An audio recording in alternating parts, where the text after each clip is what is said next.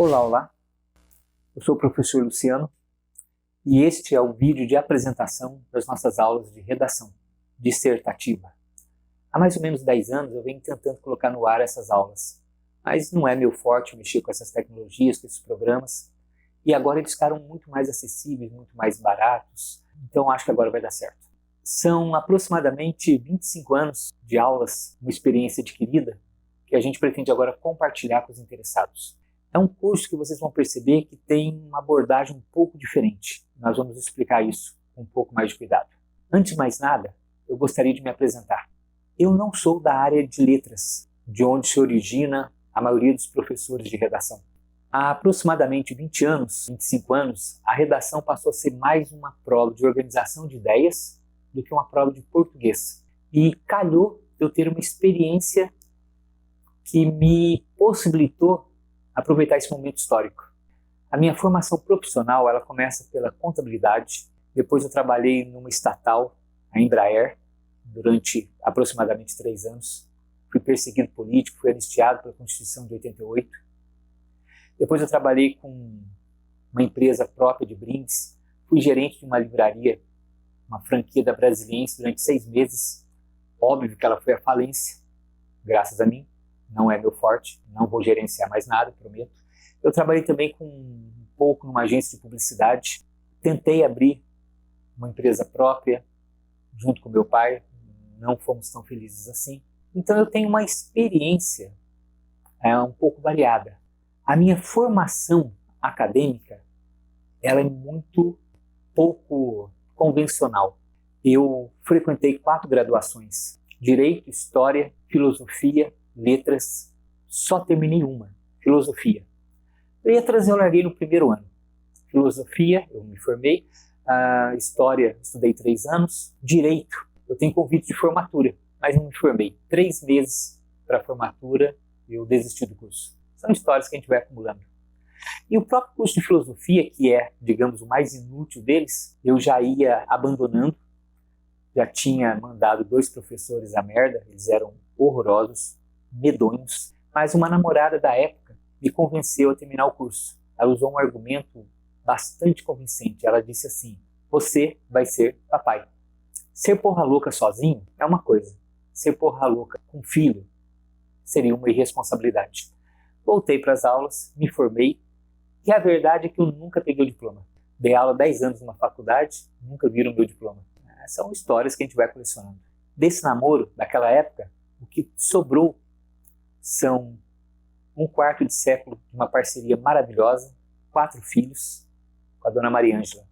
No 3º ano do curso de Direito, eu lembro até hoje do momento exato em que eu percebi que o que eu queria não era ser advogado, ou promotor, ou juiz, eu queria ser professor. Lembro a posição em que eu estava na carteira, a aula em que eu estava tendo, mas eu só consegui entrar para a sala de aula em 1994. E pela minha formação dando aula de História. E matérias parecidas com Filosofia. Filosofia da Educação, estrutura de ensino. Em 97 eu fui para outros colégios. E aconteceu algo que foi fundamental na minha trajetória como professor. Depois de 25 minutos de conversa com um sócio de uma dessas escolas, Severino Antônio Moreira Barbosa, uma das pessoas que estão entre os melhores profissionais da área e mora no meu coração, me ensinou muito. Ele, depois de 25 minutos de conversa, cismou que eu tinha que dar aula de redação. É lógico que não tinha nada a ver, e eu avisei que ia dar errado. E deu errado. Mas não a ponto de eu desistir, não a ponto de desistirem de mim. E aí eu insisti, me preparei, fui estudando, fui me dedicando, fui tentando, e fui paulatinamente abrindo mão das aulas de outras matérias para me focar em redação, dissertativa principalmente. E fui ganhando essa experiência. Além dessa formação bastante ampla, embora eu não tenha concluído quase nada, aliás, também não concluí 2 pós-graduações, não concluí o mestrado na PUC de Campinas, e nenhum dos muitos outros cursos que eu fiz, nunca estudei para pegar diploma. Além dessa formação muito variada, minha formação profissional também bastante variada, eu sou um leitor voraz, eu leio muito. E é por isso que eu me encontrei dando aula de redação dissertativa. Porque São textos em que você expõe opiniões, expõe ideias, ideias fundamentadas com argumentos. E essa formação me deu facilidade de trabalhar com isso. E hoje eu estou aqui propondo a divisão dessa experiência com vocês. Qual vai ser a dinâmica, a organização das nossas aulas, dos nossos encontros? Nós temos um vídeo de apresentação que é esse, em que eu vou explicar como nós vamos gerenciar isso. E depois as nossas falas vão ser divididas. E essa divisão vai ser organizada com a numeração do vídeo. Esse é o 0. E os próximos vídeos vão começar como? Quando a numeração deles começar com o número 1, é porque eu estou falando de técnica, estrutura clássica, introdução, como fazer conclusão, a importância da ressalva, os tipos de argumentos. Quando as aulas começarem com o número 2, eu vou estar falando de conteúdo. E por conteúdo nós temos uma parte muito importante desses nossos encontros. Por quê? Porque se você vai colocar no texto as suas opiniões, não é estudando gramática que a gente vai fazer isso. É tendo conteúdo. É muito comum que eu seja procurado por alguém que diga assim: Luciano, não estou conseguindo colocar as ideias no papel. Eu tenho as ideias na cabeça e eu não consigo passar para o papel. Isso não existe. É muito raro isso acontecer. Geralmente a pessoa não tem as ideias na cabeça. Geralmente elas não estão organizadas na cabeça. Nosso papel, então, é ajudar a organizar essas ideias. É um curso muito próximo do curso de filosofia. Inclusive, eu sempre fui muito, digamos, cobrado, criticado por alunos e pais de alunos, nesses mais de 20 anos, dizendo que eu dava aula de filosofia e não de redação. Lógico que os bons textos vinham justamente daqueles que percebiam que as aulas eram de redação, mas que a redação é só o fruto final do que foi pensado ao longo de toda uma trajetória de raciocínio e de formação. Quando as conversas forem classificadas com o número 3, é porque nós vamos falar de gramática, do gramatiquês. Embora não seja uma aula de gramática, nós escrevemos usando a norma culta. A gramática está ali subjacente. Eu vou dar muitas dicas e orientações de gramáticas. Um exemplo de uma dica muito útil: evite os períodos longos. Quando você escreve depois da maiúscula inicial, lá para a quarta, quinta linha, é muito difícil que isso esteja orgânico. E mesmo que esteja certo, já não é tão fácil de ser lido. O leitor tem que administrar 5, 6, 7 linhas de informação na cabeça. Então, usar o período curto já torna o texto da maioria dos meus alunos e alunas um pouco melhor. Então, nós temos muitas orientações, né? Uma outra bem simples: esquece que existe o ponto e vírgula. O ponto e vírgula só existe para juntar 2 períodos. Quando você separa e faz 2 períodos independentes, você ganha clareza. Então, para que ponto e vírgula? Eu só não digo para você não estudar gramática porque você vai ter uma prova de gramática. Vai ter que saber o conceito gramatical dos mais diversos tipos. Mas isso é problema do professor de gramática. Meu, como professor de redação dissertativa, pode falar para você: não precisa pensar em termos gramaticais. Eu tenho 2 argumentos muito bons para fundamentar isso. O primeiro é você mesmo, que aprendeu a falar sem saber o que é verbo, sujeito e predicado. Você escutou os outros falando e pensou: vou fazer isso também.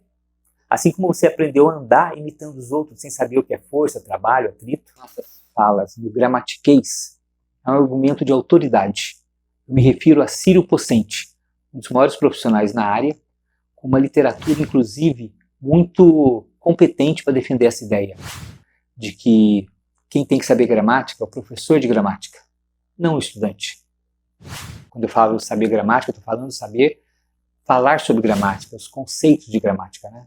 Porque na prática o que nós fazemos é usar a gramática, mas nós não precisamos teorizar sobre ela. Isso é papel do professor de gramática. Provavelmente um dia você tenha dito para sua mãe ou seu pai: ah, eu já fazia, e foi corrigido. Olha, não é eu fazia, eu fiz. O que aconteceu aí?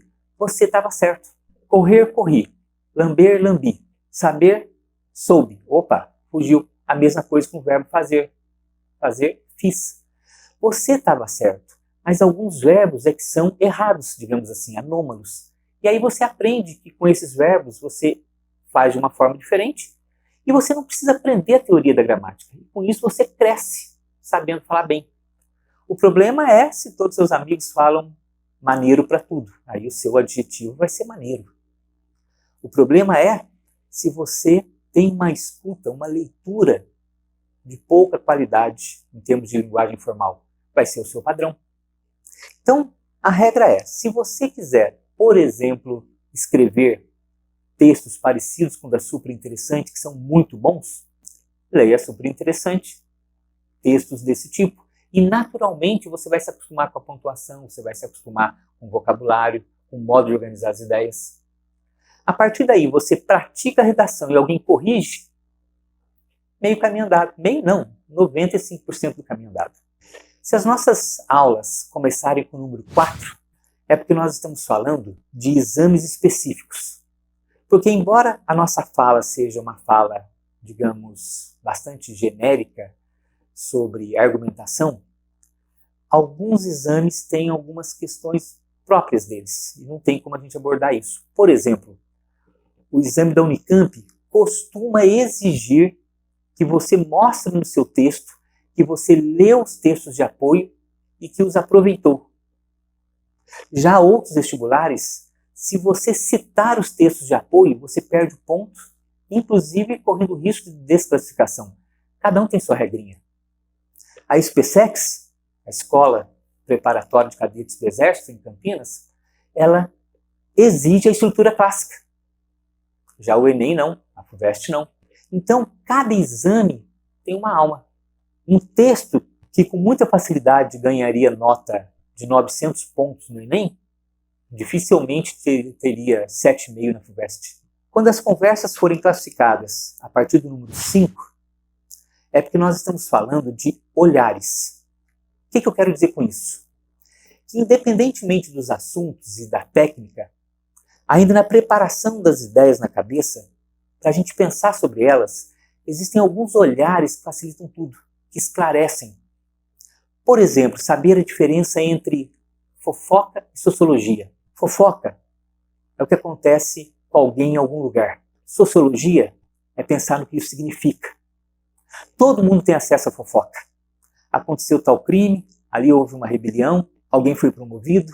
Por que os crimes acontecem? Aquela rebelião, qual foi a causa dela? Como vamos lidar com isso? O que leva alguém a ser promovido? É jogar as regras do jogo? Talvez pisar num concorrente? Ou ser competente no seu trabalho?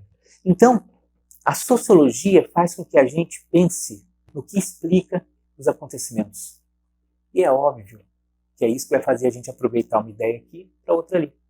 Por exemplo, vamos dar um exemplo bem característico. Há muitos anos, a maioria de vocês não tinha nascido, houve uma final de Copa do Mundo em que o Zidane deu uma cabeçada no adversário e foi expulso. Era a final da Copa do Mundo, o Zidane era o capitão do time, o melhor jogador do mundo na época, o melhor batedor de pênaltis, e o resultado foi que a França perdeu a final da Copa do Mundo nos pênaltis, muito provavelmente pelo Zidane, que embora fosse o capitão, que deveria ser alguém muito experiente, ele era, caiu na pilha do jogador adversário que ficou falando abobrinha no ouvido dele. O Zidane ganhou o prêmio de melhor jogador da Copa. E em todas as salas de aula em que eu puxei o assunto, se houvesse um debate com votação, eu teria perdido. Eu defendi a ideia de que nunca ele merecia o prêmio de melhor jogador do mundo. E os argumentos que defendiam o prêmio para ele iam, mas ele foi agredido, mas ele reagiu como homem. Você não reagiria? Reagiria sim, mas tem várias maneiras de reagir. Uma delas é bobão. Pronto, estaria resolvido o problema. Mas sabe qual foi a principal consequência do gesto dele, além de talvez ter levado a França a perder o título? Foi que alguns meses depois se observou o aumento na agressão entre as crianças nas escolas da França. Óbvio! Quando você tem alguém que é ídolo, que responde a uma agressão verbal com violência física e você aplaude, em vez de condenar, você está dando o exemplo de que é assim que nós devemos reagir diante de uma agressão também verbal, partindo para a porrada. Então, o fato foi agressão. Pensar no que isso significa, em como gerenciar isso, em como reagir, é sociologia. O mito da caverna é outra ideia que nos ajuda a entender melhor o que está acontecendo, as inteligências múltiplas. Quando as falas se iniciarem pelo número 6, nós vamos estar falando de pontos específicos ligados à devolutiva. Uma vez um texto produzido, ao ser analisado, nós podemos aprender alguma coisa com essa análise. E se em matemática, física e química o erro do outro não interessa para você, um ótimo modo de você se preparar para escrever melhor é prestar atenção nos erros. O problema é que você comete poucos erros justamente porque você comete poucas redações. Se nós pudermos olhar as redações dos outros e aprendermos com os erros dos outros, nós temos uma ferramenta muito boa de aprimoramento do nosso texto. E qualquer outra abordagem, outra fala que eu acho que não se encaixe bem nesses 6 pontos, a gente coloca com a numeração 7. Quando eu disse no começo que esse curso difere um pouco dos outros, é porque eu não tenho nenhuma preocupação em dar dicas para facilitar a sua vida. Eu quero que você escreva melhor, mas para isso é preciso pensar melhor. E isso não se resolve com dicas. Você vai encontrar muitas dicas aqui, rápidas e objetivas, mas não é nossa preocupação, não é o nosso forte. O que eu quero é que você produza textos melhores, e isso não cai do céu. Eu lembro num dos cursinhos pré-vestibulares, ao longo desses anos todos, que tinha um aluno bem maior do que eu, moreno, bastante simpático, um doce de pessoa. Um prazer tê-lo na sala de aula. Que no ano seguinte, no primeiro dia de aula, ele todo animado, né? Lógico, né? A teoria da curvatura da vara explica isso. Vamos explicar na aula sobre olhares. No final da aula ele me procurou e disse assim: professor, você ainda dá aulas particulares? Quanto é? Eu respondi a ele que sim, eu dava aulas particulares, que custava tanto a hora-aula, e que para ele eu não daria essas aulas. Ele se assustou e perguntou: por que não? Eu respondi: porque você foi meu aluno durante um ano, o ano passado. E eu martelei desde o começo do ano 3 dicas essenciais para que você escrevesse melhor. A primeira, acompanhar o noticiário. Política, economia, comportamento. E eu sei que você não acompanhou. A segunda dica, ter um Twitter inteligente. O que eu chamo de Twitter inteligente? O Twitter, para mim, é uma das mais ágeis, plurais, dinâmicas e até divertidas fontes de informação hoje. Mas ele tem um segredo. Quem você segue? Eu sigo poucos. Hoje até estou seguindo mais, mas já segui metade do que eu sigo hoje durante alguns anos. Eu não sigo parente, eu não sigo amigo, eu não sigo aluno, eu não sigo filho. E olha que eu tenho filho pra cacete, hein? Por quê? Porque eu sigo quem me dá informação. Tem um outro perfil de humor, um outro perfil por algum motivo mais pessoal, mas quase todos são fontes de informação. Eu sigo as grandes revistas, os grandes jornais, as grandes fontes jornalísticas, eu sigo os grandes escritores que estão no Twitter, eu sigo referências nas lutas pelos direitos humanos. Então, eu disse para ele: você tem Twitter? Ele disse que não. E eu falei: a terceira grande dica é, ao longo do ano eu vou falar de muitos nomes. Pega aula a aula, que é uma vez por semana, esses nomes, e coloca no YouTube. Quando você pega um Rubem Alves e escuta a voz, o sotaque, a entonação, o jeito dele falar, fica muito mais fácil você se lembrar das ideias, se lembrar desse personagem. E para aí colocá-los no texto, é um pulo. E eu disse que ele não tinha feito nada disso. Então o que ele queria, ao perguntar sobre aula particular, é uma fórmula mágica. Não tem isso, não cai do céu. Então o nosso curso ele vai buscar essa densidade na organização das ideias, em valorizar as fontes. Tudo que nós pensamos não caiu do céu e não é nosso. O que nós pensamos vem do que a gente escutou, do que a gente ouviu, do que a gente leu, do que a gente experienciou. E agora nós estamos numa condição muito boa de escolher o que nós vamos ouvir, a quem dar valor, a quem dar atenção, e com isso selecionar o que nós vamos ter de conteúdo no nosso pensamento.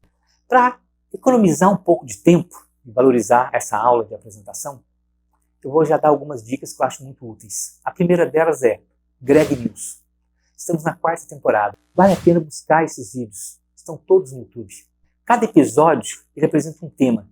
E cada um que assiste com cuidado e atenção esse episódio vai saber falar sobre o assunto provavelmente mais do que os colegas de sala. É daí que surgem as ideias. Uma outra dica interessante que eu dou são as palestras da plataforma TED. São palestras também temáticas com especialistas no assunto do mundo inteiro. Boa parte delas está com legenda, então são acessíveis até para quem não fala inglês, como o caso desse pobre coitado aqui que vos fala. E são palestras quase como stand-up, assim, sem nenhum recurso. É blá blá blá blá mesmo, mas de altíssima qualidade. 12, 15 minutos por aí. Vale a pena dar uma olhada. Eu, se tivesse um desafio como Enem, um vestibular, um concurso, eu faria uma agenda em que eu me comprometeria a assistir um vídeo da plataforma TED, por exemplo, por dia. Por quê? Porque além de ser rápido, imagina só, se você faz isso de março até a época dos exames, você vai ter aproximadamente 200 ideias nas quais você prestou atenção. Lógico que muitas vão ser esquecidas, mas vão ficar no seu subconsciente. De alguma maneira, estão fornecendo possibilidades de escrita.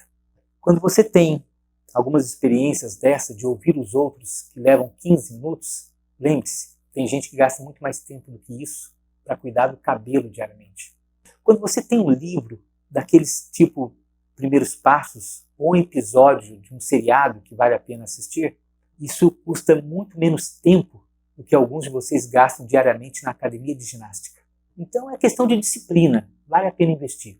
Por exemplo, eu jamais iria para um vestibular, para um Enem, sem ter assistido com atenção todos os episódios da série Black Mirror. Aquilo, gente, são maneiras de mostrar a realidade que nós estamos já vivendo ou prestes a viver. Alguns seriados são muito bons. Por exemplo, na Globo, nós tivemos Segunda Chamada, nós tivemos Sob Pressão. Um falando da realidade educacional, outro falando da realidade de saúde, e ambos falando do nosso cotidiano, da realidade em que nós vivemos. Entremeando tudo quanto é assunto, de sexualidade a milícia. Está tudo ali. Vale a pena assistir. Eu sou apaixonado por um pensamento claro, objetivo.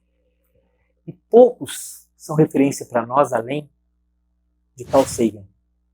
Esse livro aqui, O Mundo Assombrado pelos Demônios, é quase que uma bíblia no assunto. Vale a pena dar uma olhada nele. Mas mais do que isso, Carl Sagan criou um seriado chamado Cosmos, que é uma aula de racionalidade, de pensamento claro. E porque a tecnologia evolui, os recursos visuais evoluem, essa série foi regravada com Neil deGrasse Tyson, um dos maiores cientistas da atualidade também. Eu acho que vale a pena assistir. Já encerrando essa conversa, eu queria falar um pouquinho sobre rótulos. Existe uma fala clichê em que as pessoas dizem: eu não gosto de rótulos, não gosto de ser rotulado. Eu adoro rótulos. Para mim, rótulos facilitam tudo. Se você disser para mim que é testemunha de Jeová, eu já sei um monte de coisas nas quais você acredita e outras coisas sobre as quais, se eu quiser falar com você, eu tenho que tomar algum cuidado. Se você disser para mim que você é liberal, automaticamente esse rótulo já mostra, se você for uma pessoa coerente, souber o que é ser liberal, um monte de coisas nas quais você acredita. Isso facilita muito a nossa conversa. É como se eu tivesse acesso à parte do que você é. E é óbvio que isso facilita tudo. Então, cultive rótulos. Só que você não precisa ficar preso neles. É lógico que você pode mudar de opinião. É lógico que você pode ver as coisas sob outros ângulos. Mas não caia nessa lorota de que rótulos não são boa ideia. Eu tenho alguns. Por exemplo, eu sou existencialista. Automaticamente você, se souber o que é ser existencialista, já sabe muito sobre mim. Outro rótulo meu, eu sou socialista. Outro rótulo, eu sou São Paulino. Isso explica um pouco, às vezes, eu não consegui conter o meu arzinho de arrogância e superioridade. Ser São Paulino? Não, desculpa. Outro rótulo, eu sou franciscano. A ideia é bem minimalista, simplificar. Colocar essas aulas à disposição de todo mundo é uma forma de dividir. Um outro rótulo, eu sou ateu. Aliás, eu estou lançando esse ano a primeira igreja improvável. Aproveito para convidá-los a conhecê-la. Estou lançando um livro sobre um almanaque de introdução ao ateísmo. E assim eu já vou me despedindo por aqui.